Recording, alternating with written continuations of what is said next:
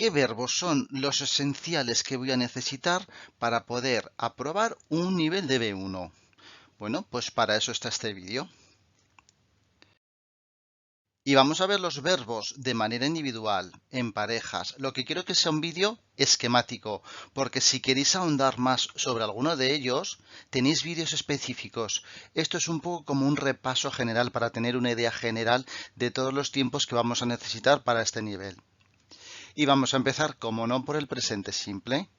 El presente simple, que la traducción más típica sería hago, yo hago. Importantísimo. Presente simple, si es simple, llevará el verbo to do como auxiliar cuando lo necesite y pero que muy importante, cuando sea una tercera persona del singular, es decir, he, she, it, hay que añadirle la famosísima S, que yo no hago más que repetirlo, pero ya sabemos todos que es uno de los errores más típicos que tenemos en inglés, así que vamos a intentar acordarnos de esto. Os pongo una tabla donde están las diferentes formas. Os voy a dejar siempre en esta tabla una traducción típica, porque en algunos de los tiempos pues tendréis más de una opción de traducciones, pero no voy a estar explicando el tema de la traducción. También tenéis un vídeo sobre traducciones de los tiempos verbales, muchísimo más completo. Entonces, el verbo en presente simple en afirmativa sería el verbo tal cual o con el he, she, it, la S. En la negativa es cuando ya necesitamos el auxiliar, que en este caso es el do. El do con el not, don't. Y el do con el not, con la S del he, she, it, doesn't. Y el verbo normal. Y si es una pregunta, pues entonces el do o el does, el do con la S, iría adelante. No tiene más. Siguiente en la lista, os lo imaginaréis, ¿no? Presente continuo. El presente continuo, la traducción típica es estoy haciendo. ¿Cuál es la fórmula mágica del presente continuo? Pues es el verbo to be con la ing. Como es presente, el verbo to be estará en presente. Y no me voy a cansar de repetirlo. Sí, un presente continuo se forma con un verbo to be con una ing. Con los dos. Si me olvido del verbo to be o me olvido de la ing, lo siento mucho, pero está mal formado. Te podré entender lo que me quieres decir, que muchas veces ni siquiera eso, pero estará mal formado. Las dos, verbo to be con ing, por favor. Y repito, como es un presente continuo, el verbo to be en presente. ¿Cómo se formaría? Pues nada, la afirmativa, un verbo to be en presente, que tiene tres formas, o el am, o el are, o el is. Y el verbo principal con la ing. Aquí no me voy a detener, pero sabéis que hay unas formaciones con la ing, ¿vale? Por ejemplo, aquí la y con la ing, pues mantiene las dos. Pero en eso no me meto. Lo mismo que, repito, no me meto con el tema de la traducción. La negativa, pues ya que tengo el verbo to be, niego el verbo to be y la ing se queda tal cual. Y si es una pregunta, ¿qué es lo que pasó delante? Pues el verbo to be, que para algo lo tenemos. Súper fácil. Y nos vamos a la primera complicación. ¿Cómo distingo entre un presente simple y un presente continuo? ¿Vale? Vamos a ver lo imprescindible en este vídeo para poderlos distinguir de la manera más rápida posible. Tenéis un vídeo en el canal específico para la diferencia entre el presente simple y el presente continuo, mucho más extenso, con muchas más explicaciones. Pero en este vamos a intentar ver lo básico. Bien, para rutinas o acciones repetitivas, el presente simple. Para acciones que están ocurriendo ahora, el presente continuo. Y vamos a ver ejemplos. Si yo digo, I usually work in the mornings, es que normalmente trabajo por las mañanas, es una acción repetitiva, es una rutina, por lo tanto le pongo el presente simple. Sin embargo, si dijera, this week I'm working in the evenings, ¿vale? Normalmente trabajo por las mañanas, pero esta semana, por la razón que sea, me han cambiado el turno o lo que sea, tengo que trabajar por las tardes, entonces lo pongo en presente continuo, como es la excepción de lo que está ocurriendo ahora. Otro ejemplo. My parents live in a big house. Mis padres viven en una casa grande, ¿vale? Pues claro, viven de siempre. Pero si yo digo, their house is being repaired, so now they're living in a hotel. Si ahora les están haciendo reparaciones en la casa, ahora durante un tiempo tendrán que estar viviendo en un hotel. Así que lo vamos a poner en presente continuo, pero como norma viven en su casa. Vamos al pasado simple, que es un tiempo que os encanta. Nótese la ironía. La traducción típica, hice. Aquí necesitamos como verbo auxiliar el did, que no es más que el do, porque si es simple necesita el do, pero como es pasado se convertirá en did. ¿Y lo vamos a necesitar en todo el tiempo? No, ahora lo vamos a ver. También comentaros que aquí no hay que poner la S. ¿Por qué? Porque la S era una marca del presente. En el momento que hay pasado nos olvidamos de la S. Ya que nos podemos olvidar de la S, nos vamos a olvidar, no la vamos a poner de más. Bien, tenemos aquí la tabla y aquí vais a ver por qué os encanta este tiempo. Porque tenemos verbos regulares y verbos irregulares. Y yo sé que esto de los verbos irregulares, pues no voy a decir lo que es, pero todos sabemos que no nos gusta. Pero lo siento mucho, no me canso de decíroslo, hay que sabérselos. Y cuantos más, mejor. Y cuanto antes, mejor. Lo siento, es una cosa que lleva intrínseca al aprender inglés.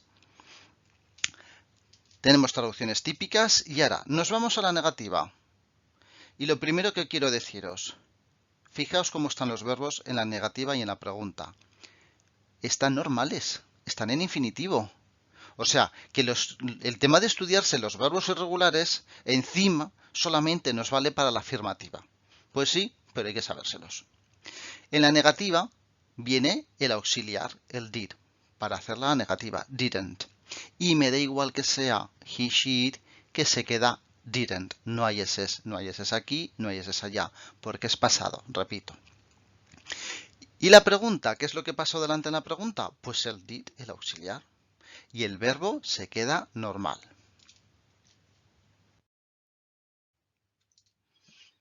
Y ahora hablo del presente perfecto. ¿Qué me vais a decir? ¿Y por qué no lo has puesto con el presente de antes? Porque el presente perfecto es un tiempo un poco extraño en inglés y se parece más al pasado que al presente. La traducción es he hecho, claro, he hecho, la acción ya está hecha. Luego, aunque se llame presente, es más bien un pasado. La fórmula mágica del presente perfecto es un have, que irá en presente, y una tercera columna. Y digo lo mismo que con los continuos, tengo que poner los dos. Tengo que poner el have o el has y la tercera columna. Y si la tercera columna, cuando sea un verbo irregular, pues también nos la tenemos que saber. Así que verbos irregulares no nos vamos a librar nunca. La tabla de verbos, pues como veis es el verbo have o has y la tercera columna. Pongo un ejemplo de verbo irregular y otro de verbo regular. La negativa, pues le pongo al have o al has el not. Haven't o hasn't. Y la pregunta, pues muy fácil, el have o el has lo pongo por delante y después la tercera columna. Así que ahora vamos a comparar cuando pongo el pasado simple y cuando pongo el presente perfecto. Esta pareja la verdad es que nos llevamos un poco mal con ella, así que a ver si lo puedo explicar bien para que lo entendáis a la primera, pero no es fácil de ver. Bien, cuando la acción está en el pasado y se queda en el pasado, vamos a utilizar el pasado simple. Es decir, yo tengo la línea de tiempo y resulta que tengo una acción que he hecho en el pasado y se queda ahí. Ya está, no quiero saber más. La dejo ahí, pues pasado simple. Pero el presente perfecto es para cuando lo queremos relacionar con el presente. De ahí un poco que se llame presente perfecto. La acción está hecha en el pasado, pero por la razón que sea y del modo que sea, yo lo quiero relacionar con el presente. Ahora lo vemos con ejemplos mejor, ¿vale? Pero es una acción que está en el pasado, pero de alguna manera la quiero relacionar con el presente. Si yo digo, por ejemplo, last year I studied in London. Utilizo el pasado simple porque fue el año pasado y aunque pues, estuviera estudiando durante, yo que me sé, 9 meses, pero estudié en Londres y eso ya ha pasado, se ha quedado en el pasado. Pero si yo quiero decir, I have studied in London for a year, ¿vale? He estudiado en Londres durante un año. Eso significa que hace un año que empezó la acción y llevo todo este año estudiando hasta el momento presente. Así que utilizo el presente perfecto. Nosotros hacemos lo mismo en la traducción como norma. El año pasado estudié y he estudiado durante un año. O por ejemplo, yesterday I had toast for breakfast. Ayer tomé tostadas para desayunar. We have had cereals for breakfast this morning. Bueno, pero si aquí los cereales también te los has acabado ya. ¿Por qué aquí utilizamos el pasado? Porque aquí me refiero al desayuno de ayer. Se ha acabado la acción, se ha acabado el día, todo está acabado. Lo dejo aquí en el pasado. Pero aquí hablo de esta mañana. El día de hoy aún no ha acabado, así que digamos lo estoy relacionando con el día de hoy. Así que aunque la acción de desayunarse los cereales ya ha acabado, pero el día de hoy sigue, así que lo estoy relacionando con el presente. Hemos desayunado cereales para desayunar.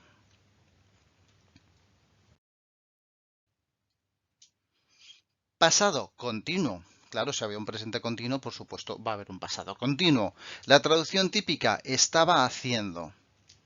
También voy a necesitar un verbo to be con ing porque es un continuo y en el momento en que veamos continuo, la fórmula va a ser un verbo to be con una ing sí o sí y además, repito, los dos. Y el verbo to be tiene que estar en pasado porque es un pasado continuo. Aquí tendríamos, pues eso, el pasado continuo tiene dos formas, el was y el were, ¿vale? Por lo tanto, ponemos el verbo to be que necesitemos y luego la ing. Para la negativa, pues el was y el were con la negación y luego la ing. Y si es una pregunta, el was o el were lo vamos a poner por delante. Y ya está. Pues ahora vamos a relacionar el pasado simple con el pasado continuo. Normalmente cuando los tenemos que relacionar es porque hay dos acciones en pasado en la misma frase. Pero lo vamos a ver mucho mejor con ejemplos. Puede ocurrir que tengamos una acción en pasado, pasado normal, y luego queramos añadir otra que también está en pasado. Pues nada, las dos en pasado simple. Ejemplo, I paid and I left. Pagué y me marché. Y ya está, no quiero añadir más información. Hice una acción y a continuación hice la otra. Y como norma es eso, una a continuación de la otra. Pero puede ser que haya una acción que esté transcurriendo durante un tiempo, que es lo que utilizaríamos con un pasado continuo, y luego venga otra acción que digamos interrumpe en medio de esa otra. Esta es la frase más típica. Por ejemplo, I was studying when you came into the room. ¿Vale? Yo estaba estudiando, estaba haciendo una acción a lo largo de un tiempo y tú viniste a la habitación, entraste a la habitación y esa es, digamos, la acción cortita que interrumpe.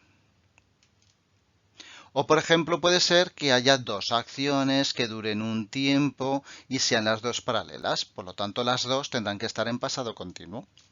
I was studying while you were playing video games. ¿Vale? Yo estaba estudiando y tú mira qué suerte que a la vez estabas jugando a videojuegos. Yo creo que esto se entiende bastante bien. De todas maneras, si no, ya sabéis, me lo ponéis en comentarios. Pues otro pasado, el pasado perfecto. El pasado perfecto será la traducción más normal del había hecho, yo había hecho. Y como es un perfecto, necesitaremos un verbo have y una tercera columna. Pero como es un pasado, el verbo have va a ser had. Y como el have en pasado es had y siempre es had, pues siempre vamos a poner un had y una tercera columna. En la tabla, ¿qué vamos a tener? Pues el had, siempre had y tercera columna. ¿Qué es negativa? Pues el had de negativo, hadn't. ¿Qué es una pregunta? Pues el had por delante y ya está. Bastante fácil. De construir es bastante fácil. Igual decís pasado perfecto, no sé muy bien cómo utilizarlo. Vais a ver que es también súper fácil de utilizar. De hecho, a este se le llama el pasado del pasado. Así que lo vamos a unir con el pasado simple. ¿Y cuál es la gran diferencia? Pues fijaos, tenemos dos líneas de tiempo que van a ser iguales. En un pasado simple damos un salto en el tiempo. solamente un salto en el tiempo, mientras que en el pasado perfecto vamos a dar dos pasos en el tiempo. El primero se va a poner en pasado simple, pero en el momento en que damos un segundo salto en el tiempo hacia atrás, ya lo tendremos que poner en pasado perfecto. Luego hay dos saltos hacia el pasado. Lo vemos en ejemplos. Dinosaurs disappeared 65 million years ago. Y aunque el salto sea tremendo, que por eso pongo este ejemplo, 65 millones de años, pues solamente hay un salto, le pongo el verbo en pasado normal, pasado simple. Pero sin embargo, si digo, dinosaurs disappeared, but before plants had appeared. Aquí tenemos dos acciones. Los dinosaurios desaparecieron hace 65 millones de años, que ya es un buen salto atrás, pero es que anteriormente, y seguimos hablando de millones de años, aparecieron las plantas. Luego ese segundo salto, el de las plantas, hay que ponerlo en past perfect, en el had appeared. Es cuestión de saltos, no de tiempo. Ahora vamos a ver un ejemplo con saltos más cortitos. Por ejemplo, I bought tickets for the concert 2 days ago. El salto solamente es de 2 días. No es de 65 millones de años.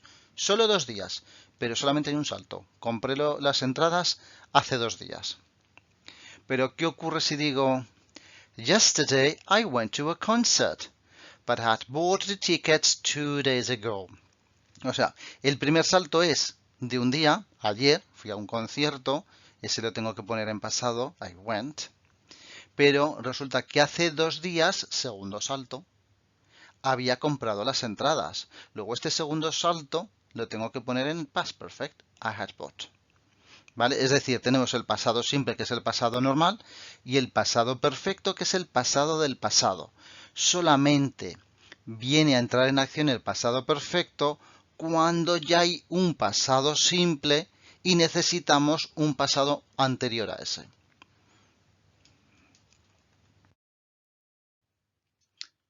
Y vamos a hablar también un poquito del futuro. Hemos visto el presente, hemos visto el pasado, pues ahora también nos toca el futuro. Futuro simple, el verbo, por ejemplo, yo haré, que es el típico con el will, famosísimo will, muy fácil de utilizar. ¿Vale? La afirmativa, le pongo el will, ya está. No hay eses porque es futuro, no es presente. Si no es presente, no hay eses, no hay que ponerle la s ni aquí, por mucho que vaya el she.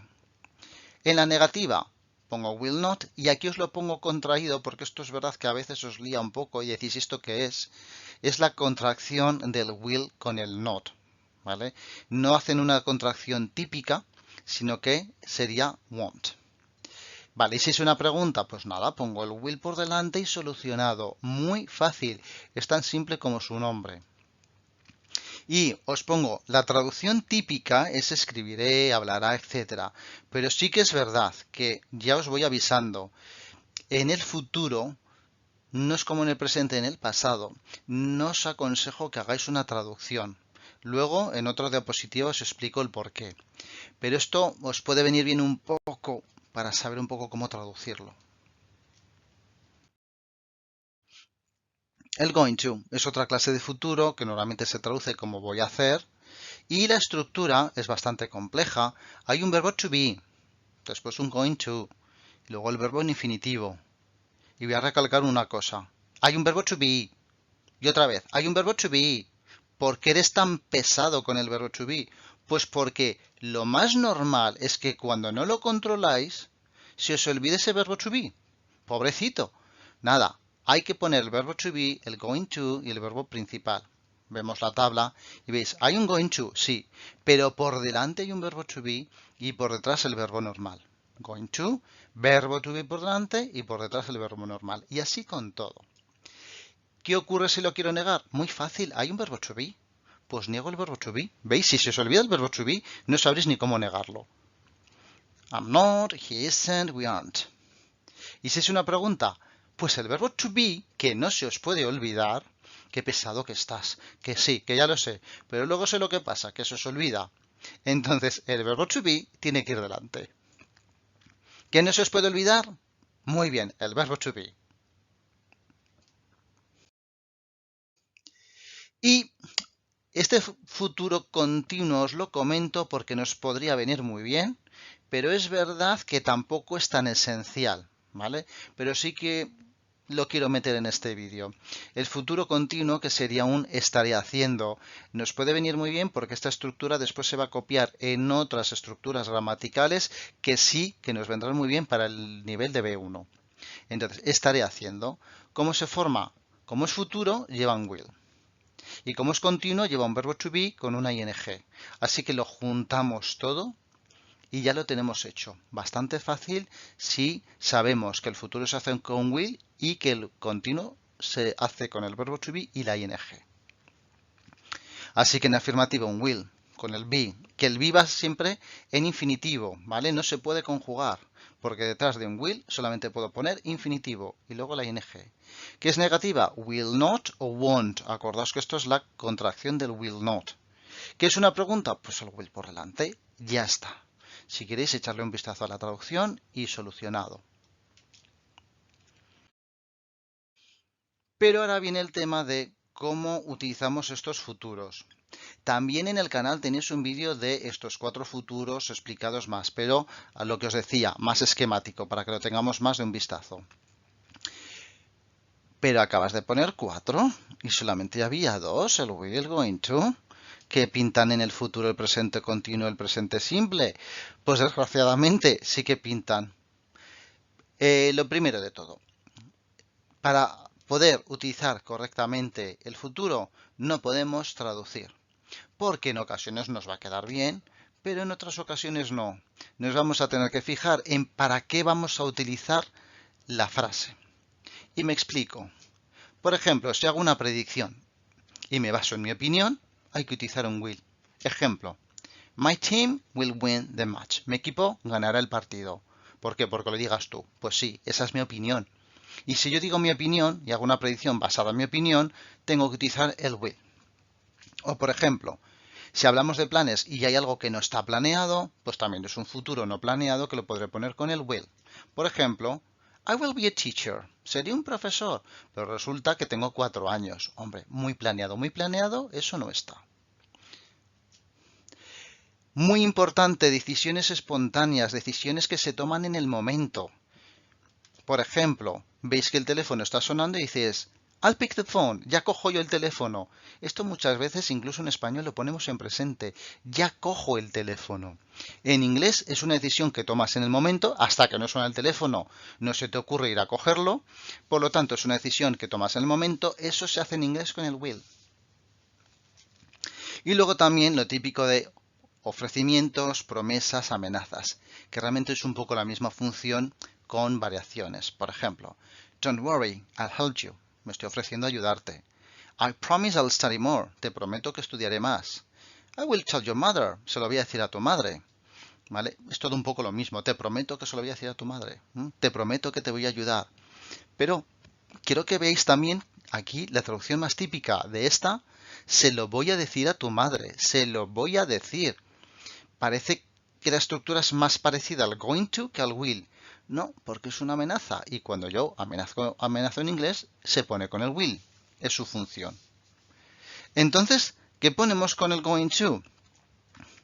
Pues si antes hablábamos que las predicciones que se basan en mi opinión las pongo con el will, las predicciones que se basan en una evidencia las vamos a poner con el going to. Por ejemplo, look out, that tree is going to fall. Cuida que ese árbol se va a caer.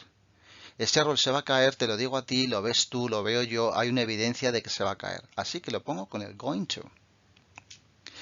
Y si son planes que sí que están planeados, ¿vale? Por eso pone aquí, planes no planeados. Vaya tontería, ¿no?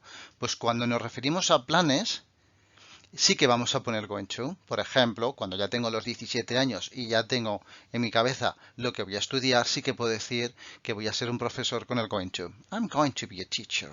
Si tengo 4 años no lo tendré planeado, mejor con el I will. Si tengo 17 ya sí, entonces con el going to. Y ahora vienen estos dos señoritos, un presente continuo y un presente simple, hablando de futuro.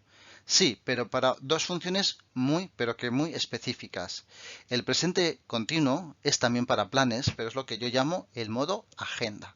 Es decir, un super plan. Es un plan que lo podríamos apuntar tranquilamente en una agenda de lo preciso que es. I'm studying English studies next year. Cuando yo ya digo esto, no es que vaya a ser un profesor, es que voy a estudiar esta carrera el año que viene. Posiblemente ya estaré hasta matriculado.